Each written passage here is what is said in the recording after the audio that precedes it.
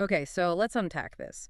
We often hear about this idea of a company town, built from nothing, promising this amazing new life. Right, a kind of utopia. Exactly. But what if that paradise was built under the insane pressure of the early days of World War II on a totally different continent with a budget that is just mind-blowing? We're talking about Gura in Eritrea, Yeah. East Africa. Yes, Gura. So in 1942, the Farwest Aircraft Company gets this mission from the U.S. government to build a huge aircraft repair depot. They pour over $61 million into it.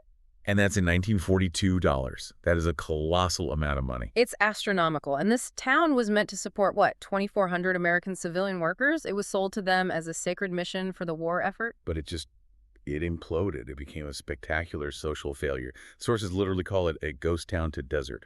So for this deep dive, our mission is to get way beyond just the logistics of why it failed. We're looking at the social history, the psychology of it all, Yeah, the human element. the human element, and what critical lessons we can pull from it for any big organization today that's trying to build some kind of isolated community. And what's so fascinating here is that Gouda is this perfect case study of management, relying only on, let's call it rational planning. Logistics, efficiency, the end goal, The spreadsheets. all spreadsheets. Yeah. They completely failed to account for the actual human beings they hired to do the work, the means to that end. And the immediate result was this profound instability, which sociologists at the time gave a name: unorganized insecurity. Unorganized insecurity. What does that actually feel like for the person on the ground? It's that feeling when your world just crumbles. The structure you were promised isn't there, the rules are changing every day, and there's no official way to fix anything. You just feel completely isolated and, frankly, betrayed. And that feeling of betrayal started the second they left America. Oh, absolutely. The moment they got on the boat. Right, which brings us to this first huge shock. This promise of Shangri-La versus the brutal reality of just getting there. Farwest Aircraft recruited thousands of these highly skilled American technicians and mechanics, Up the fields. and they promised them everything, huge salaries, the finest accommodations, this thrilling adventure.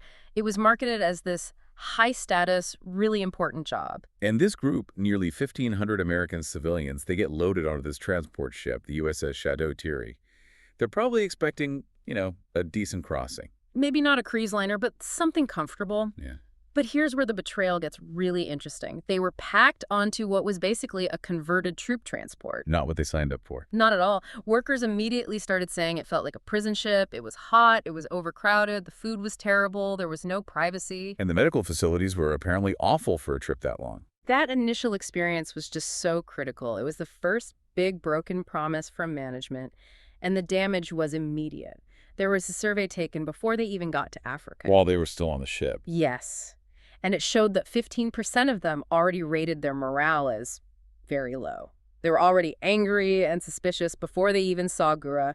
They showed up emotionally wounded. You show up wounded, and then the management structure you find just makes everything worse. It treats you like a recruit instead of a highly paid expert. Exactly. Gura was a classic company town, but one defined by this incredibly rigid, one-sided control. The employment contract was written to give the company all the power.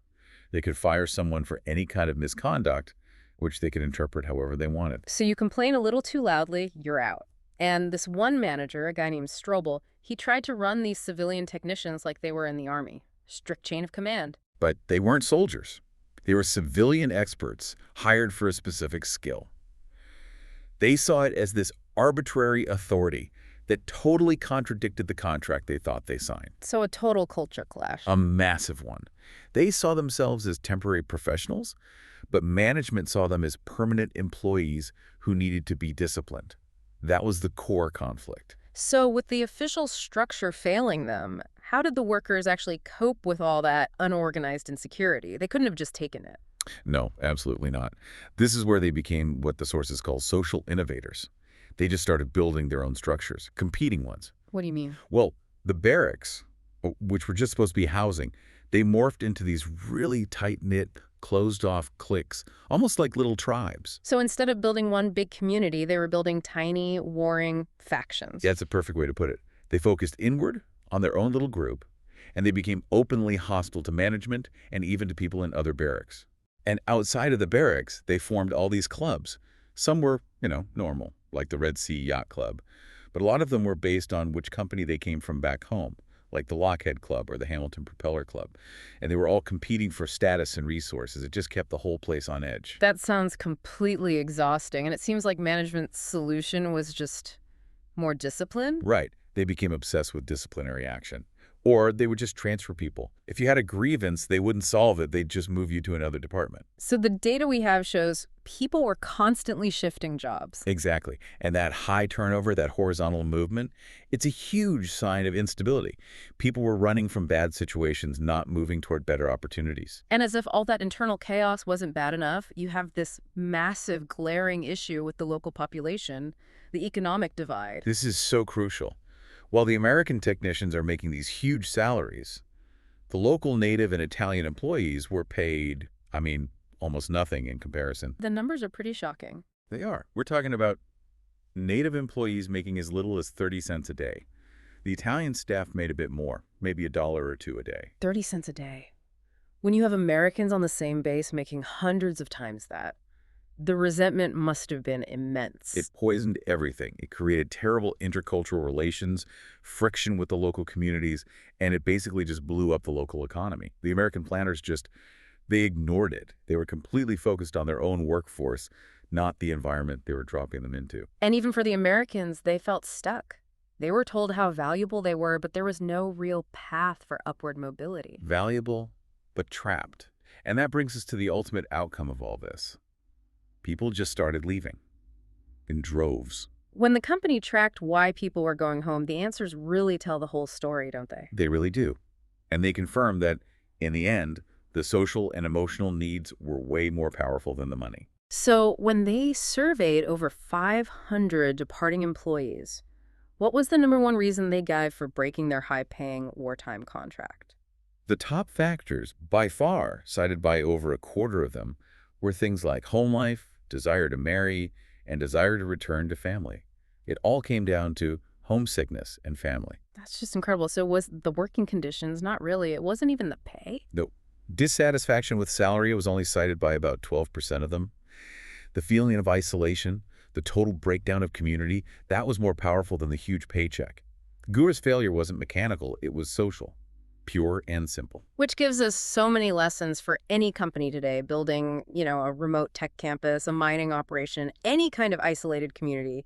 There are maybe 4 huge takeaways here. And if we tie it all together, Gura proves you have to design a social system, not just an org chart. Okay, so what's lesson 1? Lesson 1 is that planning must be social, not just rational. The Gura planners only saw the technical goal. They completely ignored the emotional needs that keep people happy and productive. Any modern project has to proactively design spaces for community, for family, for real recreation. Right, you can't just throw money at it. Gura spent thousands on recreational gear, but the workers just rejected it because it felt imposed on them. Exactly. Which leads to lesson 2. Avoid paternalism and embrace participation. Management's military-style, top-down control was a disaster. It just bred resentment. Instead, you need a model where workers actually have a say in how their community is run. Yes, a participation orientation. It builds loyalty that goes way beyond just a contract. If people feel they have a real stake in the community, they're more likely to stay. Which makes perfect sense. Then there's lesson 3. Fair compensation has to be contextual and transparent. The wage gaps in Gura were catastrophic. For any company today with a global workforce, expats, and local staff, you have to create compensation structures that feel equitable. Because even if the expat salaries are high, that feeling of discrimination will just erode trust and create conflict. It's a morale killer. And finally, we have to talk about that #1 reason people left: homesickness. Missing home. Lesson 4. Acknowledge the dual reality. The workers in Gura were torn between their old life back home and this strange new one. Companies have to build robust systems to manage that.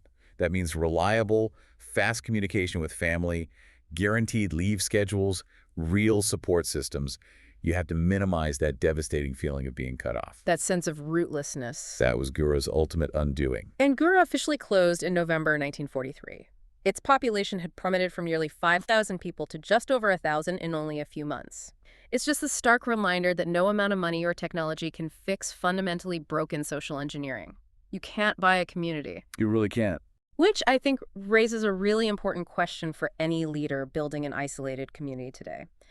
Gura proved that when people are uprooted and isolated, they will create a new social reality to protect themselves no matter what the planners intended. Hmm. So the ultimate lesson might be this.